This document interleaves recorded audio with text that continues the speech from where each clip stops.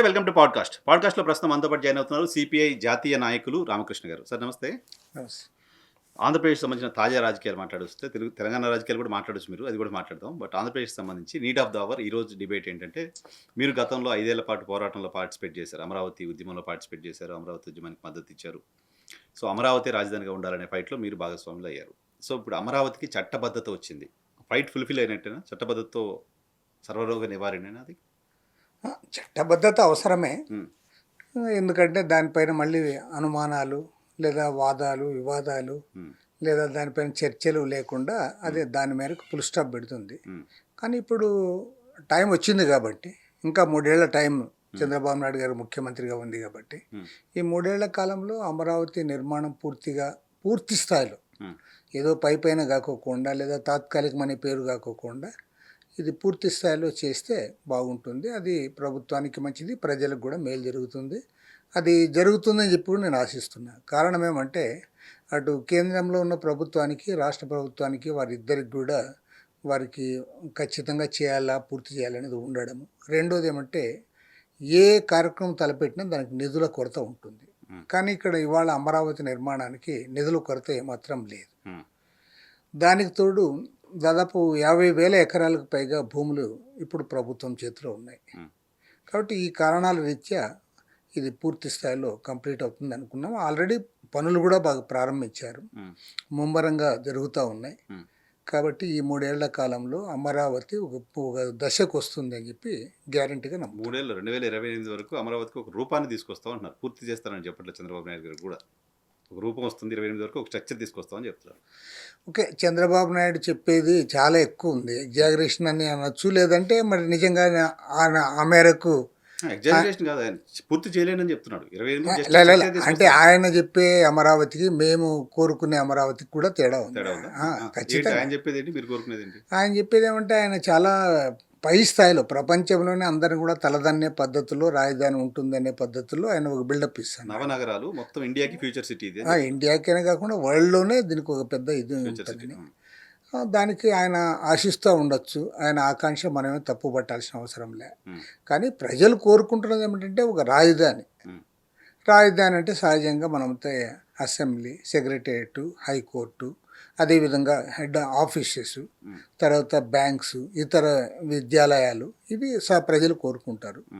ఇవన్నీ కూడా 3 ఏళ్లలో కంప్లీట్ చేయడం అనేది పెద్ద కష్టం కాదు. అది చేస్తాడని చెప్పి నేను అనుకుంటాను. ముఖ్యంగా చంద్రబాబు అన్నట్లుగా నవనగరాలు లేదంటే ప్రపంచంలో ఇతర రాజధానులు తలదన్నే రాజధాని అవన్నీ నిర్మించడానికి ఇంకా ఎక్కువ టైం పట్టొచ్చేమో. ఆ టైం పట్టినా దాన్ని పెద్ద ప్రజలు దానికోసం ఎదురు చూడాల్సిన అవసరం. దానికోసం ప్రజలు ఎదురు చూడకపోవచ్చు, కానీ ఆ స్థాయిలో నవనగరాలు ప్రపంచ స్థాయి రాజధానిలో నిర్మించాల్సిన అవసరం ఉందా? ఆ నీడ్ ఉందా? ఆ కేపబిలిటీ ఉందా ఆంధ్రప్రదేశ్ రాష్ట్ర ప్రభుత్వానికి? ఎంత ఫినాన్షియల్ రాష్ట్ర ప్రభుత్వానికి ఉంది అనేది నేనే అనను. కానీ ఇవాళ ప్రపంచవ్యాప్తంగా అర్బనైజేషన్ పెరుగుతున్న క్రమంలో టౌన్స్, నగరాలు ఆటోమేటిక్గా డెవలప్ అవుతాయి. మీరు చూడండి, ఇటు తెలంగాణలో కానీ ఆంధ్రప్రదేశ్లోనే కాదు, ఇతర రాష్ట్రాలకు పోయినప్పుడు కూడా మనం చూస్తే గతంలో పాట్నా లేదా లక్నో ఇవన్నీ నగరాలు కూడా పెద్దగా ఉండేవి కాదు. పోయి చూసినప్పుడు అనుకునేవాళ్ళం, అరే హైదరాబాద్తో పోలిసి ఇంత వెనుకబడి ఉన్నాయని. కానీ ఇవాళ అవన్నీ కూడా డెవలప్ అయిపోతాయి. అసలు లక్నోలో ఆ కన్స్ట్రక్షన్స్ అవన్నీ చూస్తే చాలా విపరీతంగా ఇది అవుతుంది. ఈవెన్ పాట్నాలో కూడా చేంజెస్ వస్తూ ఉన్నాయి. కాబట్టి ఏమంటే ప్రపంచవ్యాప్తంగా కూడా అర్బనైజేషన్ పెరుగుతూ ఉంది. పబ్లిక్ రూరల్ ఏరియాస్ నుంచి, గ్రామీణ ప్రాంతాల నుంచి పెద్ద ఎత్తున వలసలతో ఇవాళ పట్టణాలు చేరుకుంటూ ఉన్నారు. కాబట్టి ఏ ప్రభుత్వం అధికారంలో ఉన్నా పట్టణాలు, నగరాలు అవి డెవలప్ అవుతాయి. ఓకే, సహజంగా ఇప్పుడు హైదరాబాద్ చాలామంది అనుకున్నారు, రాష్ట్రం విడిపోయిన తర్వాత హైదరాబాద్ నగరం అంతా కూడా కొంతమంది అయితే ఓపెన్గా దివాళా తీసేది అన్నట్టు మాట్లాడారు. అది 100% తప్పని తేలిపోయింది. కాబట్టి ఏమంటే అదేవిధంగా తెలంగాణలో హైదరాబాదే కాదు, ఇవాళ ఖమ్మం కానీ లేదా వరంగల్ కానీ ఇవన్నీ కూడా విపరీతంగా డెవలప్ అయిపోయింది. ఈవెన్ మహబూబ్నగర్ చూస్తే అసలు ఎంత విస్తీర్ణంలో డెవలప్ అయిందండి. నిజంగా మహబూబ్నగర్ అంటే వెనుకబడిన ప్రాంతం అని అనేవాళ్ళం. అనంతపురం కూడా ఎప్పుడు వెనుకబడిందని మేము ఎప్పుడు చెప్పేవాళ్ళం, కరువు ప్రాంతము. కానీ ఇవాళ చూస్తే మహబూబ్నగర్, అనంతపురం లాంటి టౌన్స్ కూడా విపరీతంగా డెవలప్ అయ్యాయి. అర్బనైజేషన్ వేరే, పట్టణీకరణ వేరే, పట్టణాన్ని మనం నిర్మించడం వేరే కదా. అంటే పట్టణాన్ని నిర్మిస్తున్నామని వారు చెప్పుకుంటున్నారు. కానీ వాస్తవం ఏమంటే మీరు బాగా గమనిస్తే ఇప్పుడు గుంటూరు ఒక పెద్ద సిటీ, దాని పక్కనే మున్సిపాలిటీ మంగళగిరి, దాని పక్కనే తాడేపల్లి, అదొక మున్సిపాలిటీ, రివర్ దాటితే అవతల విజయవాడ. కాబట్టి ఏమంటే ఇవన్నీ ఆల్రెడీ ఉన్నాయి, డెవలప్ అయినవి. దానికి ఆనుకొని ఇది ఉంటుంది. కాబట్టి ఏమంటే ఒక సిటీకి సబర్బన్ మాదిరి ఇది డెవలప్ అయిపోతుంది. కాబట్టి రాబోయే రోజుల్లో ఏమంటే ఇదంతా ఒకటిగానే కనపడుతుంది. ఓకే, హైదరాబాద్, విజయవాడ, గుంటూరు, మంగళగిరి, రాజధాని ప్రాంతం అంతా కలిసిపోతుంది. అంతే కదా, ఆటోమేటిక్గా కలుస్తుంది. దీనికి ఏం పెద్ద అన్న. ఇంకొకటి, అసలు చంద్రబాబు నాయుడు గారికి మరి ఆయన ఏ ఉద్దేశంతో ఈ వెలగపూడి, మందడం అట్లంతా వెనక్కి పోయినాడో తెలియదు. కానీ ఈ మంగళగిరి, తాడేపల్లి ఆ ప్రాంతాల్లోని కానీ ఆయన సెక్రటరియట్, అసెంబ్లీ విగిన కట్టి ఉంటే ఈ పాటికే ఆ నగరాలన్నీ ఏకమైపోయింది, డెవలప్ అయిపోయింది. కాబట్టి ఏమంటే ఆయన కొత్తగా నగరం నిర్మిస్తున్నామని చెప్పినప్పటికీ కొత్తగా నగరం కాదు, ఈ నగరానికి ఆనుకొని వాళ్ళు అక్కడ డెవలప్ అవుతుంది. సహజంగా ప్రభుత్వాలకు కూడా ఆసక్తి ఉంది కాబట్టి తర్వాత గతంలో మాదిరి ఒక ప్రాజెక్ట్ టేకప్ చేసినప్పుడు కొన్ని సంవత్సరాల పర్యంతం పట్టేది. ఇప్పుడు అంతా టెక్నాలజీ పెరిగిన నేపథ్యంలో అంత ఎక్కువ సమయం కూడా తీసుకోకపోవచ్చు. దీనికి తోడు ప్రభుత్వము పెద్ద ఎత్తున డబ్బులు వాళ్ళతో లేకపోయినా అప్పులు కూడా చేస్తూ ఉన్నారు కాబట్టి ఇంకా తొందరగా ఫినిష్ అవుతుందని చెప్పి నేను అనుకుంటాను. రైట్. ఆంధ్రప్రదేశ్లో ప్రధాన ప్రతిపక్ష పార్టీ వైఎస్ఆర్ కాంగ్రెస్ పార్టీ అధినేత జగన్మోహన్ రెడ్డి చెప్తున్నారు, మచిలీపట్నం, విజయవాడ, గుంటూరును కలిపి ఒక కారిడార్గా డెవలప్ చేస్తే 110 కిలోమీటర్ల హైవే ప్రాంతాన్ని సరిపోతుంది. అక్కడ పోయి 2 లక్షల కోట్లు ఖర్చు పెట్టాల్సిన అవసరం ఏంటి? మేము ప్లాన్ ఏగా 3 రాజధానులు విశాఖపట్నం, ప్లాన్ బిగా ఇప్పుడు మావిగాన్ని మేము ప్రపోజ్ చేస్తున్నాం అని చెప్తున్నారు. ఇప్పుడు జగన్మోహన్ రెడ్డి ఒక ప్రధానమైన రాజకీయ పార్టీకి నాయకుడు, ముఖ్యమంత్రిగా చేశాడు, ఇవాళ కూడా ప్రతిపక్ష నాయకుడు. కానీ ఆయన చెప్పింది అంటే ఏమంటే ఆయన పైన యాక్చువల్గా చెప్పాలంటే అంటే ఆయన చెప్పడానికి ఏమి లేదు, ఆయన చెప్పకూడదు అని ఎవరు అనం. ఖచ్చితంగా చెప్పొచ్చు, ఒక రాజకీయ పార్టీకి అధ్యక్షుడిగా ఉన్న వ్యక్తి, ఒక ప్రధానమైన పార్టీ అది చెప్పొచ్చు దాన్ని. కానీ అతను చెప్పిన దానికి ఎందుకు విలువ లేకుండా పోతుంది అంటే, నీవు ప్రతిపక్షంలో ఉన్నప్పుడు ఆనాడు అమరావతి రాజధానికి వెల్కమ్ చెప్పావు, సాక్షాత్తు అసెంబ్లీలోనే చెప్తీవి. తర్వాత మేము అధికారంలోకి వస్తే అసెంబ్లీ అది రాజధాని మార్చమని చెప్తీవి. ఆ 2 మాటలు చెప్పిన వాడివి అధికారానికి వచ్చిన తర్వాత ఉన్నట్లుండి ఒకరోజు 3 రాజధానులు అని చెప్తీవి. 3 రాజధానులు దానికి ప్రజల ఆమోదం రాలే. అసలు 3 రాజధానులని ఎప్పుడైతే అన్నాడో ఆ రోజు నుంచి ఆయన డౌన్ఫాల్ స్టార్ట్ అయింది. ఆ రోజు నుంచే ఇంకా ఉద్యమాలు ఉధృతమైపోయినాయి ప్రభుత్వానికి వ్యతిరేకంగా. నీ అంతకు నీవే చిచ్చు పెట్టావు. నీ ప్రభుత్వము నీకు బ్రహ్మాండమైన మెజారిటీ ఇచ్చారు, నీవు ఏ ఇష్యూ లేదన్నట్లుగా 3 రాజధానుల ఇష్యూ తెచ్చి ప్రజలకి మంట పెట్టి కూర్చున్నావు. ప్రజలందరూ కూడా నీ మీద ఆ రోజు నుంచి మొదలుపెట్టారు. నీ గవర్నమెంట్ పోయింది. ఇప్పుడు అంతకుముందు ఉన్న చంద్రబాబు నాయుడు ప్రభుత్వం ఏదైతే వాళ్ళు అమరావతిని అన్నారు దాన్ని ఇంప్లిమెంట్ చేసేటప్పుడు ఇప్పుడు ల్యాండ్స్ సేకరించారు, ఆల్రెడీ ఒక 10,000 కోట్ల రూపాయలు ఖర్చు పెట్టారు. ఇప్పుడు రోడ్స్ వేసారు, దానికోసం అప్పు తెచ్చారు, దానికి ఇప్పుడు మళ్ళీ చట్టబద్ధత కూడా కల్పించారు. ఇంత అయిన తర్వాత ఇప్పుడైనా సరే హుందాగా దాన్ని ఆమోదించకుండా ఓకే నేను 3 రాజధానులు చెప్పాను, ప్రజల ఆమోదం లభించలేదు, మీరు అమరావతి అంటున్నారు దాన్ని పూర్తి చేయండి, ఆ రైతుల సమస్యల పరిష్కారం చేయండి, మేము కూడా చేస్తాం, సహకరిస్తామని చెప్పాలి. అట్లా చెప్పకుండా మళ్ళీ కొత్తది ఇప్పుడు మావిగాని అంటే అది పెద్ద ప్రజలు రిసీవ్ చేసుకోలే. నాకు తెలిసినంత వరకు ఈవెన్ వైఎస్ఆర్ కాంగ్రెస్ పార్టీ వాళ్ళు కూడా దాన్ని రిసీవ్ చేసుకుంటారని నేను అనుకోవడం లేదు. ఏదో నాయకుడి కోసం వాళ్ళు బయట చెప్పొచ్చేమో తప్పితే వాళ్ళు కూడా మనస్ఫూర్తిగా అంగీకరించారు. నష్టం జరుగుతుంది రాజకీయంగా జగన్మోహన్ రెడ్డి ఆ నిర్ణయం. ఓకే, ఈ నిర్ణయం వల్ల అయితే ఆయనకు ప్లస్ అయితే ఉంది. గతంలో 3 రాజధానుల నిర్ణయం దగ్గర నుంచి వ్యతిరేకత మొదలైంది అనేది. అవును. ఇప్పుడు ఈ నిర్ణయం అనేది రాజకీయంగా ఎలా ఉంటుంది? పొలిటికల్ పార్టీ ఈ నిర్ణయం ఆయనకి ఏ రకంగా కూడా ఉపయోగపడదు, వ్యక్తిగతంగానూ ఉపయోగపడదు, రాజకీయంగానూ ఉపయోగపడదు, వాళ్ళ పార్టీకి కూడా ఉపయోగపడదు. ఇది మాత్రం గ్యారంటీ చెప్తాను. మీ అంచనా ఏంటి సార్, ఎందుకు ఇటువంటి మాట జగన్మోహన్ రెడ్డి మాట్లాడుంటారని మీరు అనుకుంటారు? అది వారే సమాధానం చెప్పాలి, లేదా ఆయన పక్కన ఉన్న అంత వ్యతిరేకత ఆయనకి ఎందుకు ఉండాల్సిన అవసరం లేదని నేను అంటా. ఇది ప్రజలు ఆమోదించారు, పైగా మీరే ఆమోదిస్తారు. ప్రతిపక్ష నేతగా ఉన్నప్పుడు ఆనాడు మీరు అభ్యంతరం చెప్పాలి, మీరు చెప్పలే. మీరు చెప్పింటే ఆ రోజు అప్పుడు మీకు విలువ ఉండేది, ఆనాడే చెప్పాడని. మీరు ఆ రోజు వెల్కమ్ చెప్తారు, పైగా 30,000 ఎకరాలు కావాలని చెప్తారు. మళ్ళీ మీరు తీరా అధికారం వచ్చే ముందుగా ఇల్లు కట్టుకున్న తర్వాత మీరొక్కరే కాకుండా మీ ఎమ్మెల్యేలు అందరూ కూడా పదే అందరూ కూడా టీవీ ఇంటర్వ్యూలు ఇచ్చారు. మేము రాజధాని ఇక్కడే అని. ఉమ్, పైగా మా పైన దుష్ప్రచారం చేస్తూ ఉన్నారు, రాజధాని మారుస్తామని. మేమేం మార్చడం లేదని కూడా చెప్తారు. ఉమ్, కాబట్టి నేను ఈవెన్ ఇవాళ ఏమైనా అవునన్నా కాదన్నా ప్రజాస్వామ్యంలో అదొక ప్రధాన ప్రతిపక్ష పార్టీ. ఉమ్, మరో మాటలో చెప్పాలంటే ఇవాళ అసెంబ్లీలో ఏకైక ప్రతిపక్ష పార్టీ. ఉమ్. ఎందుకంటే ఉన్న 4 పార్టీల్లో మూడు 3 పార్టీలు అధికారంలో ఉన్నారు కాబట్టి వాళ్ళ కూటమిగా ఇంకా ఏకైక ప్రతిపక్షం. కాబట్టి నేను జగన్మోహన్ రెడ్డికి కూడా విజ్ఞప్తి చేసేది ఏమంటే, ఓకే అనేక అంశాలు ఉన్నాయి, ప్రభుత్వంతో మనం విభేదిస్తాం, ఒక్కొక్క రాజకీయ పార్టీకి ఒక్కొక్క అభిప్రాయం ఉంటుంది, దాంట్లో తప్పేం లేదు, ఉండాలి కూడా. కానీ ఈ రాజధాని అంశాన్ని వివాదాస్పదం చేయకుండా దాన్ని అక్కడికి వదిలిపెట్టి రాజధానిలో రైతులకు ఏదైనా అన్యాయం జరిగితే, లేదంటే రాజధాని నిర్మాణంలో అవకతవకలు జరిగితే, లేదా అక్కడ ఏదైనా ఫ్రాడ్ జరిగితే దాన్ని అందరం కలిసి మనం ఎత్తి చూపితే ప్రజలు కూడా సానుకూలంగా అర్థం చేసుకుంటారు. అంతే తప్ప దీన్ని మళ్ళీ వివాదాస్పదం చేయడం అంత మంచిది కాదని నా అభిప్రాయం. గతంలో 3 రాజధానుల మాట జగన్మోహన్ రెడ్డి మాట్లాడినప్పుడు ఆయన చెప్పింది 1,00,000 కోట్లు కావాలి అక్కడ కట్టాలంటే, ప్రభుత్వం దగ్గర అంత బడ్జెట్ లేదు, ఆల్రెడీ డెవలప్ అయిన నగరం విశాఖపట్నం పోతుందని చెప్తారు. ఇప్పుడు మావిగన్ ప్రతిపాదన చేయడానికి ముందు ఆయన చెప్తోంది అమరావతిలో 2,00,000 కోట్లు పెట్టాలి, రాష్ట్రంలో 2,00,000 కోట్లు పెట్టే పరిస్థితులు లేదు కాబట్టి ఈ ప్రపోజల్ చేస్తున్నాం, 10% 2,00,000 కోట్లు ఖర్చు పెట్టినా డెవలప్ అవుద్ది అని ఆయన చెప్తున్నారు. ఇప్పుడు మీరు అధికారంలో లేరు, వాళ్ళు అధికారంలో ఉన్న వాళ్ళు కడతామంటున్నారు.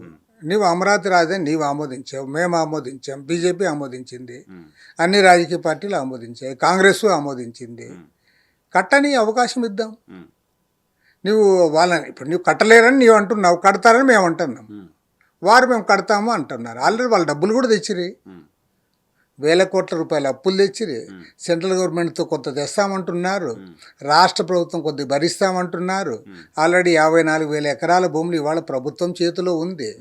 మనం ఎందుకు సంశయించాలి? తర్వాత ఇంకోటి ఏమంటే, ఇప్పుడు వాస్తవానికి చాలామంది దాని ఏమీ జరగలేదని కొంతమంది ప్రచారం చేస్తారు, కొంతమంది బ్రహ్మాండంగా జరిగిందని కొంతమంది చేస్తారు. కానీ వాస్తవం ఏమంటే అక్కడ ఆల్రెడీ ఎమ్మెల్యే క్వార్టర్స్ కట్టారు, మినిస్టర్ క్వార్టర్స్ కట్టారు, ఐఏఎస్ ఆఫీసర్స్ క్వార్టర్స్ కట్టారు, కోర్టు కట్టారు.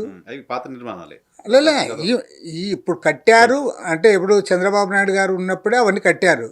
ఇప్పుడు దాంతో రెనోవేషన్ అంతా కూడా కంప్లీట్ చేస్తున్నారు. ఆల్రెడీ సిఆర్డిఏ బిల్డింగ్ కట్టారు, చాలా పెద్ద బిల్డింగ్. యాక్చువల్గా మన సెక్రటరియట్ ఎట్లా కట్టారో అట్లా కట్టారు సిఆర్డిఏ బిల్డింగ్. ఇంకా ఇప్పుడు అసెంబ్లీ ఒకటి కట్టి వాళ్ళు ఇంకా మిగతా కడతామంట అంటే, తర్వాత ఏవైతే హెచ్ఓడీలు ఇవన్నీ ఉంటే అవి ఇప్పుడున్నది బిల్డింగ్స్ సరిపోతాయి, సెక్రటరియట్ బిల్డింగ్స్. ఇక సెంట్రల్ గవర్నమెంట్ ఏవైతే వాళ్ళు రాజధాని ఇప్పుడు ఇదని తెలిసింది కాబట్టి వారు వచ్చి కట్టేటివి ఏమన్నట్టు వాళ్ళు కడతారు, రిజర్వ్ బ్యాంకు ఇవన్నీ కూడా వాళ్ళు వస్తూ ఉన్నారు. కాబట్టి అంతా పూర్తి అయ్యేటప్పుడు వారు కట్టలేరు వీళ్ళు కట్టలేరు అని మనం చెప్పాల్సిన అవసరం లేదు. కట్టకపోతే నిలదీద్దాం. ఈరోజు పార్లమెంట్లోనో ఎక్కడో మళ్ళీ అమరావతికి మద్దతు ఓకే అని మేము యాక్సెప్ట్ చేస్తే, ఈ గవర్నమెంట్ పోతే మళ్ళీ మేము గవర్నమెంట్ వస్తే అది మేము కట్టలేదని విమర్శ వేసేయాల్సి వస్తుంది కదా. ఎవరు మీరు ఫేస్ చేసేది? ఇప్పుడు గవర్నమెంట్ అంటే నీకు రాసిచ్చారా ఈ గవర్నమెంట్ పోతే మీరే వస్తారని? అట్లేమన్నా ఉందా ఏమన్నా రూలు? అంటే మీ ఇద్దరేనా? ఇంకా వీళ్ళే కంటిన్యూ ఉండొచ్చు, ఇంకెవరైనా రావచ్చు, ఎవరైనా రావచ్చు. ఇప్పుడు ఏదైనా సరే అదే 30 ఏళ్ళకి 40 ఏళ్ళకని మీరు ఏదైతే చెప్తా ఉన్నారో, గతంలో చంద్రబాబు చెప్పాడు, చంద్రబాబు 5 ఏళ్ళకే పోయాడు. నీవు చెప్పావు అంత ఏది 175కి 175 అన్నావు. నీకు అసలు కనీసం ప్రతిపక్ష హోదాకు తగిన సీట్లు కూడా రాలే. కాబట్టి ప్రజలు అనుకుంటే ఎవరినైనా మారుస్తారు. 34 ఏళ్ళు వెస్ట్ బెంగాల్లో కమ్యూనిస్టులు అధికారంలో ఉన్నారు. మరి ఇవాళ కమ్యూనిస్టులకు అసెంబ్లీలో సీట్ లేదు. ప్రతిపక్షం కాదు, అసెంబ్లీలో సీటే లేదు. 34 ఏళ్ళు అప్రతిహతంగా అధికారంలో ఉన్నారు. ఊరికే అధికారం కూడా కాదు, 34 ఏళ్ల పాటు అధికారంలో ఉన్న కాలంలో లోకల్ బాడీస్ ఎలక్షన్లు ఎప్పుడు వచ్చినా కమ్యూనిస్టులే గెలిచారు, సిపిఎం మెయిన్గా. తర్వాత పార్లమెంట్ ఎలక్షన్లో గెలిచారు, అన్ని అసెంబ్లీ ఎలక్షన్స్ గెలిచారు. తర్వాత 24 ఇయర్స్ జ్యోతిబాసు గారే ప్రధానమంత్రిగా ఉన్నారు, ముఖ్యమంత్రిగా. తర్వాత మళ్ళీ బుద్ధదేవ్ భట్టాచార్య ఆయన 2 టర్మ్స్ ఉన్నారు, 10 ఏళ్ళు. మరి అలాంటి రాష్ట్రంలోనే వాళ్ళ అసెంబ్లీలో రేపు ఎంటర్ అవుతామా లేదా అని కష్టపడతా ఉన్నారు వాళ్ళు. కాబట్టి ఏమంటే రాజకీయాల్లో ఎనీథింగ్ మే హ్యాపెన్. ఇవాళ 2 సీట్లు ఉన్న బీజేపీ ఇవాళ కేంద్రంలో అధికారంలో వచ్చింది. మొన్న పార్లమెంట్ ఎలక్షన్ మాకు 400 సీట్లు వస్తాయని చెప్పారు, కానీ ఇవాళ తెలుగుదేశం పైన జేడీయూ పైన ఆధారపడి గవర్నమెంట్ ఏర్పాటు చేశారు. కాబట్టి ఏమంటే రాజకీయాల్లో ఎనీథింగ్ మే హ్యాపెన్. ఏదో మీరే వస్తారు, మీకేదో రాసిచ్చారు అంటే అది పెద్ద. తర్వాత మీరు ఇట్లా మాట్లాడితే ఏది రారు. మీరు ఇంత ఏదైనా కొద్దిగా మాట్లాడితే దానికి ఇది ఉండాలి. ఆలోచించి చెప్పాలి. మావిగానే ఏంటి అసలు అందరు పిల్లలు కూడా నవ్వుతున్నారు మావిగాన్ అంటే. కాబట్టి అంటే అయినా కూడా ప్రతిపక్షంలో ఉన్నారు కాబట్టి మేము జగన్మోహన్ రెడ్డికి కూడా విజ్ఞప్తి చేస్తున్నాం, రిక్వెస్ట్ చేస్తున్నాం. నువ్వు ఇష్యూస్ పైన ఓకే, మేము కూడా ఇప్పుడు ప్రతిపక్షంలో ఉన్నాం కాబట్టి అనేక విషయాల్లో మనము ప్రభుత్వం చేస్తున్న తప్పులే ఉంటే కలిసి పని చేయొచ్చు, చేయాలి కూడా. చేయాలి కూడా. డెమోక్రసీ సర్వైవ్ కావాలంటే ఇవాళ బీజేపీ, టీడీపీ, జనసేన ముగ్గురు కలిసి మొత్తం 164 మంది ఎమ్మెల్యేలు వాళ్ళే కలిసి వారు అనుకున్నదే వాళ్ళు చేస్తూ ఉన్నారు. దాన్ని కౌంటర్ చేయాలన్నప్పుడు ఆటోమేటిక్గా అపోజిషన్ పార్టీస్ కూడా కొన్ని కలవాల్సిన అవసరం ఉంటుంది. కలవాలి కదా, డెమోక్రటిక్ వాయిసెస్ అన్ని కలిసి పనిచేయాల్సింది. ఎట్లుంది సార్ 22 నెలలు అవుతుంది కూటమి సర్కార్ ఏర్పడి? కూటమి సర్కార్ పైన కమెంట్ చేయండి అంటే. కొన్ని విషయాల్లో జగన్మోహన్ రెడ్డి ప్రభుత్వానికి ఈ ప్రభుత్వానికి పెద్ద తేడా అయితే లేదు. నేను గ్యారంటీగా చెప్పగలను, జగన్మోహన్ రెడ్డి ప్రభుత్వాన్ని వీళ్ళు పెద్దగా విమర్శించింది ఏమంటే రాష్ట్రాన్ని అప్పుల పాలు చేస్తూ ఉన్నాడు, పెద్ద ఎత్తున అప్పులు తెస్తున్నాడు. తర్వాత శ్రీలంక మాదిరి, అప్పుడు శ్రీలంక గురించి బాగా చర్చ జరిగేది, శ్రీలంక మాదిరి ఆంధ్ర రాష్ట్రం అవుతుందని ప్రచారం చేశారు. ఓకే, అల్టిమేట్గా జగన్మోహన్ రెడ్డి అధికారంలో ఉన్న 5 ఏళ్ల కాలంలో 3,10,000 కోట్ల రూపాయలు అప్పు తెచ్చాడని అన్నారు. ఓకే, మరి మీరేం చేశారు చెప్పమని మేము అడుగుతాను. మీరు 2 ఇయర్స్ కూడా కంప్లీట్ కాకముందుగానే ఆయన 5 ఏళ్లలో ఎంత తప్పు చేశారు, మీరు 2 ఇయర్స్లో ఎంత తప్పు చేశారు? ప్రభుత్వం చెప్తుంది ఇప్పుడు మీరు దాన్ని కాదనలేరు కదా. మరి మీరు అప్పుడు చెప్పింది ఏంటి, మీరు ఇప్పుడు ఏం చేస్తున్నారు, దానికి వారే సమాధానం చెప్పాలి. తర్వాత రెండోది కరప్షన్ అని చెప్పారు, కరప్షన్ ఏమైనా తగ్గించారా? తగ్గకపోగా పెరిగిందని చెప్తాను నేను. కరప్షన్ ఏం తగ్గలే. పొలిటికల్ కరప్షన్ ఎప్పుడు ఉంటుంది, బ్యూరోక్రసీ, సాధారణ మానవునికి ఏ పని కావాలని ఇప్పుడు కరప్షనే. కరప్షన్ బాగా పెరిగిపోయింది, కరప్షన్ ఎవరు కంట్రోల్ చేయలేరు. కొంతమంది ఎమ్మెల్యేలతో బరి తెగించి కబ్జాలకు పాల్పడుతూ ఉన్నారు ఓపెన్గా. చాలా చోట్ల కబ్జాలు, దానిపైన టీవీలో వస్తుంది, పత్రికల్లో వస్తుంది. మామూలుగా అంటే చంద్రబాబు నాయుడు గారి ప్రభుత్వంలో ఏదైనా ఇట్లాంటివి జరిగితే ఆయన పిలిచి దండిస్తాడు, కొంత కంట్రోల్ చేస్తాడు అనేది గతంలో ఉండింది. ఇప్పుడు అది కూడా లేదు. మరి ఆయన చెప్తున్నాడా, చెప్తే వాళ్ళు వినడం లేదా? దృష్టికి పోకుండా ఉండే సమస్య లేదు. దృష్టికి పేపర్లో, టీవీల్లో అంతా కూడా పుంకాలుగా వస్తూ ఉంటే నువ్వు యాక్షన్ తీసుకోలేకపోతున్నారు. ఎందుకు యాక్షన్ తీసుకోవట్లేదు అనుకుంటున్నారు సార్? పవర్ఫుల్ గవర్నమెంట్ కదా, గతంలో అన్న కాస్త ఒటాబేటీ మెజార్టీలో ఉండే, అబ్సల్యూట్ మెజార్టీలో ఉన్నారు. చంద్రబాబు నాయుడు గారు ఇంకా యాక్టివ్గా ఉన్నారు, సీఎం సీట్లో కూర్చున్నారు. ఎందుకు ఎమ్మెల్యేలు కంట్రోల్ చేయలేకపోతున్నారు? అది వారికి ఉన్న ఇంటర్నల్ సమస్యలు ఏమో మనకు తెలియదు. మొత్తం మీద అయితే కరప్షన్ అయితే బాగా జరుగుతూ ఉంది, కంట్రోల్ కావడంలే. తర్వాత ఇంకా ప్రజలకి ఏమంటే గతంలో ఏదైతే జగన్మోహన్ రెడ్డి వెల్ఫేర్ స్కీమ్స్ ఉన్నాయో ఇప్పుడు కూడా వెల్ఫేర్ స్కీమ్స్ అవి కొనసాగుతూ ఉన్నాయి. వెల్ఫేర్ స్కీమ్స్ విషయంలో పెద్ద ఇది చేయాల్సిందే ఏం కనపడలే. ఇక తర్వాత నువ్వు ఆనాడు మీరు ఏదైతే విమర్శించారు, ఆ విద్యుత్ ఒప్పందాలు మీరు విమర్శించారు. జగన్మోహన్ రెడ్డి గారు సోలార్ ప్రాజెక్టు అదానితో చేసుకున్నాడు, సెక్కీ దగ్గర చేసుకున్నారు అని దానిపైన ఇవాళ సేమ్ అదే అగ్రిమెంట్ మీరు కొనసాగిస్తున్నారు. మరి మీరు అదానితో జగన్మోహన్ రెడ్డి చేస్తేనేమో అదానితో లాలుచిపడ్డాడని చెప్పారు మీరు. మరి మీరు ఎవరితో లాలుచిపడ్డారు? మీరు అదే దాన్ని మీరు కొనసాగిస్తున్నారు. కాబట్టి ఏమంటే ఆ ప్రభుత్వానికి ఈ ప్రభుత్వానికి పెద్దగా తేడా ఉందనే భావన ప్రజల్లో రావడం లేదంటే మీరు డ్రాస్టిక్గా ఎక్కడైతే యాక్ట్ చేయాలనో అక్కడ మీరు యాక్ట్ చేయలేకపోతున్నారు. మీరు మీకు చెప్పుకోవడానికి ఏముంది, మేము అప్పుడు వాళ్ళ స్కీమ్స్ ఇచ్చారు, వెల్ఫేర్ స్కీమ్స్, మేము అవి ఇస్తున్నాం కదా అంటారు. ఓకే, ఇస్తున్నారు. మిగతా విషయాల్లో మీకు వాళ్ళకి పెద్ద తేడాలు ఏముంది? మిగతా విషయాల్లో కూడా సేమ్ మీరు అదే ఫాలో అవుతారు. సంపద సృష్టి వైపు అడుగులు పడట్లేదా? సంపద సృష్టిస్తాను కదా ప్రధానంగా ట్యాగ్ లైన్ చంద్రబాబు నాయుడు గారు చెప్పిన మాట. బట్ అప్పులు అయితే పెరిగాయి. మీరు అన్నట్టుగా 5 ఏళ్ళు వైసీపీ టైంలో జరిగిన అప్పుల కంటే అప్పులు 22 నెలల్లో చేసేసారు వీళ్ళు మొన్న మార్చి 31కి. సో సంపద సృష్టి కనపడట్లేదా? ఈ అప్పులన్నీ తీసుకెళ్ళి ఎక్కడ పెడుతున్నారు? ఆయన చెప్పినంత వేగంగా ఎక్కడ కనపడంలే. ఇప్పుడు సంపద సృష్టి అంటే మామూలుగా పారిశ్రామిక రంగము, వ్యవసాయక రంగము, సేవా రంగంలో ఇది కావాలి. మరి వ్యవసాయక రంగంలో పెద్ద చేంజెస్ అయితే లేవు. తర్వాత వ్యవసాయ రంగంలో ఉత్పత్తి అదంతా కూడా ఎట్లున్నా ఇప్పుడు తెలంగాణలో కనపడింది. కనీసం డ్రాస్టిక్గా ప్యాడీ, వరి పంట, దాని యొక్క ప్రొక్యూర్మెంట్ అదంతా కూడా వాళ్ళ ఉత్పత్తి అంతా కూడా మనకి ఇక్కడ చూసాము. అక్కడ ఆ రకమైన పెద్ద ఇది కాలే. పోనీ పండించిన పంటలకు సరైన రేటు అవన్నీ రానందువల్ల రైతుల ఇబ్బందులు అవి పెరిగినాయి. రైతుల ఇబ్బందులు ఏమి పోలే. ఏ రైతు కూడా సంతోషంగా లేడు. అది గవర్నమెంట్ కూడా అంగీకరిస్తూ ఉంది. ఓకే, కారణాలు ఏమైనప్పటికీ రైతు సమస్యలు పరిష్కారం కాలే. ఇక పారిశ్రామికంగా మీరు చెప్తున్న అభివృద్ధి, అది మీరు ఎంతైతే ప్రచారం చేస్తూ ఉన్నారో, మీరు చేస్తున్న ప్రచారంలో కనీసం పావుల భాగమైన రియలైజ్ అవుతుందా లేదా సార్, డౌట్. 20 లక్షల కోట్ల రూపాయలు పెట్టుబడులు తీసుకొచ్చారు. వచ్చిందని అసలు భారతదేశంలో ఏ ఇతర రాష్ట్రానికి ఇంత రాలేదని అంత ప్రచారం జరిగింది. నేను నెట్ రిజల్ట్ నేననేది ఏమంటే ఇటు ఈ 2 ఏళ్ల కాలంలో కొత్తగా ఉపాధి 1,00,000 మందికి వచ్చింది, లేదా 60,000 మందికి వచ్చింది, లేదా 1,60,000 మందికి వచ్చింది, ఏదైనా చెప్పగలిగిన పరిస్థితి ఉంది. 5 లక్షల మందికి ఉపాధి ఇచ్చామని పార్లమెంట్లో అసెంబ్లీలో గవర్నర్ స్పీచ్లో ప్రభుత్వం చెప్తుంది. అదే ప్రభుత్వం మీరు చెప్తున్న దాంట్లో ఎక్కడ చేశారు, ఎక్కడ పరిశ్రమలు కొత్తగా వచ్చాయి, ఇప్పుడు విజిబుల్గా మనకు కనపడుతుంది కదా. ఉదాహరణకు నేను చెప్తా, అనంతపురం జిల్లాలో మీరు కియా కార్ల ఫ్యాక్టరీ పోయినసారి చంద్రబాబు గారు సీఎంగా ఉన్నప్పుడు వచ్చింది. అది విజిబుల్గా అందరూ కనపడుతుంది కదా, ప్రతి ఒక్కరు కనపడతా ఉంది. కాబట్టి ఇప్పుడు మీరు ఈ 2 ఇయర్స్లో మీరు ఎక్కడ తెచ్చారు మీరు చెప్తే అదే చూసాను, అందరూ పబ్లిక్ కూడా అందరూ అబ్జర్వ్ చేస్తారు కదా. ఇప్పుడు మిట్టల్ తెస్తూ ఉన్నారు, మిట్టల్ ఏది స్టీల్ ఫ్యాక్టరీ, ఆ స్టీల్ ఫ్యాక్టరీ పేరు మీదకి మీరు పెద్ద ఎత్తున దానికి రాయితీలు ఇస్తూ ఉన్నారు, మ్యాక్సిమం రాయితీలు. అసలు ఇంకా వాళ్ళు ఏం అడగని కూడా ఇస్తూ ఉన్నారు. ఇంకా ఒక రకంగా చెప్పాలంటే కొద్దిగా దిగజారి ప్రవర్తిస్తూ ఉన్నారు. ఎందుకంటే పక్కనే విశాఖ స్టీల్ ప్లాంట్ ఉంది. విశాఖ స్టీల్ ప్లాంట్కి నువ్వు మైన్స్ అడగవు కూడా, అడగను కూడా అడగవు. ఇంకోటి ఏమి, విశాఖ స్టీల్ ప్లాంట్ ఏమి దివాళా తీసింది కాదు, అది బ్రహ్మాండంగా బ్రాండ్ ఇమేజ్ ఉన్న ఫ్యాక్టరీ అది. అసలు విశాఖ నగరం అంత పెద్ద ఎత్తున అభివృద్ధి చెందడానికి 2 కారణాలు. ఒకటి విశాఖ స్టీల్ ప్లాంట్, రెండోది పోర్టు, షిప్ యార్డు, పోర్టు. అది దానివల్లనే విశాఖ నగరానికి అంత పేరు వచ్చింది. ఇప్పటికి కూడా కొన్ని దాదాపు 1,00,000 కోట్లకు పైన ఉంటుంది దాని విలువ. ఏది ఆ ల్యాండ్స్ దాన్ని ఈజీగా ఎక్కువే ఉంటుంది. మరి నువ్వు అలాంటి దాన్ని నువ్వు దాని గురించి మాట్లాడవు, నువ్వు దానికి క్యాప్టివ్ మైన్స్ అడగవు.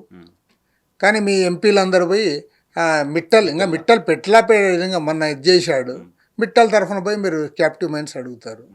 అంటే మీకేమంటే మీకు ప్రజలన్నా కార్మికులన్నా లేదా ఆంధ్ర రాష్ట్ర ప్రజల సెంటిమెంట్ అన్నా మీకేం లెక్కలేదు. ఓకే, నువ్వు కంపెనీని కాపాడుకో. నువ్వు ఇంకా ఎవడో వస్తున్నాడు శంకుస్థాపన చేస్తాడంటేనే వాడి తరఫున నువ్వు పనిచేస్తున్నావే. ఇక్కడ కార్మికులు, ఉద్యోగస్తులు, ప్రజలు అందరూ కూడా ఆందోళన చేస్తూ ఉంటే దాన్ని కాపాడుకోవడం అనేది ముఖ్యం కదా. అందులో గవర్నమెంట్ది కదా, పబ్లిక్ రంగం పరిశ్రమ కదా. నువ్వు దాన్ని ఖాతరు చేయవు. కాబట్టి ఏమంటే రాంగ్ సిగ్నల్స్ పోతున్నాయి. గీతం యూనివర్సిటీ భూముల అంశం మీ దృష్టికి వచ్చిందా సార్? గీతం యూనివర్సిటీకి వచ్చింది కదా. మీ వర్షన్ ఏంటి? అది మేమంటే ప్రభుత్వం వివాదాలకు తావు లేకుండా చేయాలి, నిష్పక్షపాతంగా వ్యవహరించాలి. అంతేగాని ఇప్పుడు ప్రతిపక్షాలు ఏదైతే దానిపైన వాళ్ళ లేవనెత్తానికి సరిగా మీరు ఆన్సర్ చేయలేకపోతున్నారు. ఆన్సర్ చేయాలి దానికి. కాబట్టి ఏమంటే ఇవాళ రాష్ట్ర వ్యాప్తంగా ల్యాండ్స్ విషయంలో కూడా ల్యాండ్స్ ఇవ్వకూడదు, ల్యాండ్స్ ఇవ్వకపోతే ఎవరు రారు కూడా. ఆంధ్రప్రదేశ్కి సంబంధించి ఖచ్చితంగా రాయితీలు కూడా ఇతర రాష్ట్రాల కంటే ఎక్కువ ఇస్తే తప్ప ఆంధ్రాకి రారు. ఇప్పుడు హైదరాబాద్ ఉంది, ఇది ఇన్ఫ్రాస్ట్రక్చర్ అంతా డెవలప్ అయింది కాబట్టి ఆటోమేటిక్గా ఇక్కడ ఒక అట్రాక్షన్ ఉంది. ఆంధ్ర రాష్ట్రంలో పెద్దగా ఎవరు రారు, ఆ వైపే చూడరు. కారణం ఏమంటే అక్కడ ల్యాండ్స్ కాస్ట్లీ, తర్వాత ఎలక్ట్రిసిటీ కాస్ట్లీనే, ఈవెన్ లేబరు కాస్ట్లీనే. కాబట్టి అక్కడికి రావాలంటే పెద్ద ఆసక్తి చూపరు. కానీ వీళ్ళు ప్రచారం చేసుకుంటారు, చంద్రబాబు గారు ఉంటే వస్తారు. చంద్రబాబును చూసి ఎందుకు వస్తారు? చంద్రబాబును చూస్తే ఆయన కొద్దిగా ఫ్రెండ్లీగా ఉండొచ్చు అంతే తప్పితే ఆయన చూసి వాళ్ళకి లాభాలు ముఖ్యమో, లాభాల కోసం వస్తారు. లేదంటే అక్కడ ఏదో తక్కువ వస్తుందంటే వస్తారు తప్పితే చంద్రబాబును చూసి వస్తారా? రారు. కానీ వీళ్ళు ప్రచారము చంద్రబాబును చూసి వస్తారని ప్రచారం చేసుకున్నారు. ఇప్పుడేమి రాయితీలు ఇస్తే కానీ రారు కాబట్టి రాయితీలు ఇస్తా అన్నారు. పూర్తిగా టోటల్గా మీరు సరెండర్ అవుతా ఉన్నారు నేనంట. అంటే రాయితీలు ఇవ్వడానికి నేను తప్పు పట్టను, రాయితీలు ఇస్తే కానీ రారు అనేది కరెక్టే. కానీ మీరు టోటల్ సరెండర్ అవుతున్నారు. సరెండర్ అయ్యి వాళ్ళని తీసుకురావడానికి నానా అగచాట్లు పడుతున్నారు. నేననేది ఏమంటే మీరు అన్ని అగచాట్లు పడే బదులు ఒక అట్మాస్ఫియర్ క్రియేట్ చేయండి, అక్కడ ఇన్ఫ్రాస్ట్రక్చర్ క్రియేట్ చేసి తర్వాత ఇతర రాష్ట్రాలతో పోటీ పడే ఒక విధానాలు మీరు అమలు చేస్తే మీరు పోయి వాళ్ళని రిక్వెస్ట్ చేసుకోవాల్సిన అవసరం ఉండదు కదా, వాళ్ళే వస్తారు అంతే. మీరు అది చేయలేకపోతున్నారు కాబట్టి మీరు పదే వాళ్ళ దగ్గర పోవడం, వాళ్ళు ఇది చేయడం, 99 పైసలకి ఇస్తామనడం, రూపాయికి ఇస్తామనడం, అట్లా అపహాస్యం పాలవుతా అన్నారు. ఓకే. తెలంగాణ రాజకీయాలకు సంబంధించి చూస్తే తెలంగాణ ముఖ్యమంత్రి కేరళ ఎన్నికల ప్రచారంలో విజయన్ గారిని మోదీకి సంబంధించిన శిష్యుడిగా, మోడీ బీ టీమ్‌గా వర్ణిస్తూ వచ్చారు. మీరు కామెంట్ చేస్తారా? అదే ఇక రేవంత్ రెడ్డి మరి మీ పార్ట్నర్ ఇక్కడ. మా పార్ట్నరేం కాదు, మేము ఇక్కడ అసలే దేశంలోనే ఇండియా అలయన్స్లో ఉన్నాం కదా, సిపిఐ సిపిఎం అందరం కూడా అలయన్సే. వాళ్ళు ఇక్కడ పార్ట్నర్ ఏం లేదు, వాళ్ళకు కాంగ్రెస్ గవర్నమెంట్ ఉంది, మేము కలిసి ఎన్నికల్లో పోటీ చేశాం. మన లోకల్ బాడీస్ ఎలక్షన్స్లో వాళ్ళు మాతో ఒకసారి కలవలే. కేవలం ఎన్నికల పొత్తే. అది అసెంబ్లీ ఎన్నికలప్పుడు పొత్తు ఉన్నింది, ప్రభుత్వంలో మీరు భాగస్వామి కాదు. కాదు, ఖచ్చితంగా మేము భాగస్వామి కాదు. ఇది Congress government. Number 2, even local bodies ఎలక్షన్స్లో కూడా వాళ్ళు మాకు సరైన ప్రాతినిధ్యం ఇవ్వలే, చాలా చోట్ల మాతో కలవలే. ఈవెన్ ఇంత మాకు బలమున్న చోట్ల కూడా వాళ్ళు మాతో కలవలే. ఉదాహరణకి మీకు తెలుసు, మీరు ఖమ్మం జిల్లా వారు కాబట్టి, కొత్తగూడెంలో ఏదులాపురం మున్సిపాలిటీలో అక్కడ కూడా వాళ్ళు మాతో సర్దుబాటు చేసుకోలే. వాళ్ళతో పోటీ పడే మేము ఇప్పుడు అక్కడ కార్పొరేషన్ గెలిచాం. మేము 23 సీట్లు గెలిచాం, వాళ్ళు 22 గెలిచారు. తర్వాత వాళ్ళు కూడా మేయర్కి సపోర్ట్ చేశారు. టీఆర్ఎస్ కూడా మేయర్కి మాకు సపోర్ట్ చేస్తామని చెప్పారు అన్నారు. అన్న తర్వాత వారు కూడా చేశారు. ఇప్పుడు ఈరోజు కేతనపల్లిలో జరిగింది, అక్కడ కాంగ్రెస్ మాతో సర్దుబాటు చేసుకోలే, టీఆర్ఎస్ మా వాళ్ళు సర్దుబాటు చేసుకున్నారు. మెజారిటీ టీఆర్ఎస్ సిపిఐకి వచ్చింది. వస్తే అసలు చైర్మన్ కానికుండా 4 సార్లు అడ్డుపడ్డారు, పోలీసులు పెట్టారు, కిడ్నాపులు చేశారు. ఇవాళ అల్టిమేట్గా ఎలక్షన్ జరిగింది, TRS chairman, vice chairman CPI గెలిచింది. కాబట్టి ఏమంటే ఈ రేవంత్ రెడ్డి కేరళలో ఏం మాట్లాడినా అంటే వాళ్ళు ఏదో రాసిచ్చింటే మాట్లాడినా అని నేను అనుకుంటాను. అంటే రేవంత్ రెడ్డికి రాజకీయాలు తెలియవని కాదు, కానీ రాజకీయాలు బాగా బుర్ర ఉన్నవాడే, దాంట్లో అనుమానం లేదు. కానీ ఆయన మాట్లాడిన మాటలు అవి ఏ రకంగా కూడా రాజకీయంగానూ కరెక్ట్ కాదు. తర్వాత తెలంగాణ గురించి ఆయన ఏదైతే మాట్లాడాడో, తెలంగాణ గురించి నువ్వు మాట్లాడేటప్పుడు కేరళ గురించి కూడా తెలుసుకుంటే బాగుండేది.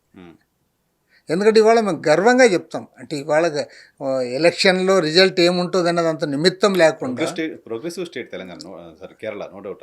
అంటే అసలు 100% నీకు ఇండియాలో మాల్ న్యూట్రిషన్తో పిల్లలు చనిపోతే వాటిలో తీసుకున్నా కూడా, లేదంటే లిటరసీ రేట్లో 100% లిటరసీ ఏకైక రాష్ట్రం కేరళ.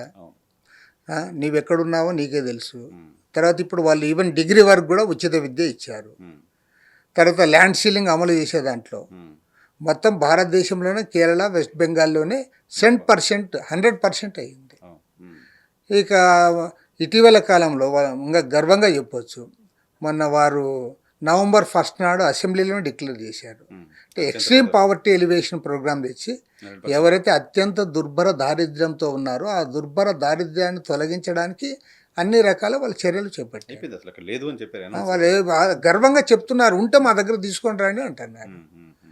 నీవు ఏమని పోయి ఛాలెంజ్ చేస్తావు, నువ్వు పోయి ఆడ పోయి ఏం చెప్పుకుంటావు, మహిళలకు ఫ్రీ బస్ ఇచ్చాము అన్నీ ఇట్లాంటివి చెప్పుకుంటావు. నువ్వు ఏదైతే అచీవ్ చేయాలనో బేసిక్ ఇష్యూస్ని వాళ్ళు పరిష్కారం చేశామని చెప్తున్నారు. ఈవెన్ కరప్షన్ చెప్పకూడదు, ఏమంటే రేవంత్ రెడ్డి వింటే చెప్పాలనిపిస్తుంది.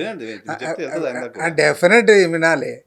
అసలు సార్ ఇక్కడ హైదరాబాద్ సిటీలో ఒక ఫ్యామిలీ సర్టిఫికేట్ కోసం పోతే తాలూకా ఆఫీస్లో 50,000 రూపాయలు లంచం అడిగారంటే, అదే నేను క్యాస్ట్ సర్టిఫికేట్కి ఇట్లాంటివి పోతా అంటే దానికి 500, 1000 రూపాయలు లంచాలు అడిగేవారు, ఇస్తా అంటారు. అది మనం కూడా విన్నాం కూడా. అరే 50,000 రూపాయలు అడిగారంటే లంచం ఎంత తీవ్ర స్థాయిలో ఉందో తెలుస్తుంది. ఇంకా ఇక్కడ తెలంగాణలో జరిగే లంచాల గురించి నాకంటే బాగా టీఆర్ఎస్ వాళ్ళు బాగా చెప్తారు. వాళ్ళు ఈయన పోయి కేరళలో మాట్లాడతాడు. కేరళలో అతి తక్కువ కరప్షన్, ఎవరిబడి నో సిట్. అంటే నేను అది ఏదో కమ్యూనిస్టులకే దాన్ని అంతా ఆ క్రెడిట్ అంతా నేనేం ఆపాదించదలుచుకోలేదు. ఏ గవర్నమెంట్ ఉన్నా అక్కడ లెస్ కరప్షన్, అంటే కంపారిటివ్లీ అసలే లేదని కాదు. ఇతర రాష్ట్రాలతో పోల్చినప్పుడు కేరళలో ఏ గవర్నమెంట్ ఉన్నది, కమ్యూనిస్ట్ గవర్నమెంట్ ఉన్నప్పుడు ఇంకా ఎక్కువ ఉంటుంది. తర్వాత నేను రేవంత్ రెడ్డి కాబట్టి చెప్తాను, అసలు రేవంత్ రెడ్డిని వాళ్ళ ఎమ్మెల్యేలు ఎంపీలే సరిగ్గా కలవలేకపోతారు. ఎవరికి వాళ్ళకి సరిగ్గా టైం ఇచ్చేది ఉండదు, కలిసేది ఉండదు. నీకు అదే కేరళలో ముఖ్యమంత్రిని ఈవెన్ ఆఫీసర్లు అక్కడ పనిచేసిన ఆఫీసర్లే చెప్పారు నాతో, ఒక ఆటో డ్రైవర్ కలవాలనుకుంటే కూడా కలవగలుగుతాడు. కాబట్టి ఏమంటే అసలు కేరళకి మన తెలంగాణకి సంబంధమే లే. నిన్న రేవంత్ రెడ్డి పోయి వచ్చాడా, మళ్ళీ ఈరోజు పోయి బట్టి విక్రమార్క ఈయన కంటే ఇంకా వివరంగా చదువుతున్నాడు అన్నీ ఆడ కేరళలో. మీరు ఏం చదివినా మీరు ఏనాటికి కూడా కేరళ ముఖ్యమంత్రి పినరయి విజయన్ గారికి కానీ ఆయన ప్రభుత్వానికి కానీ సాటి రారు. Right sir, thank you very much.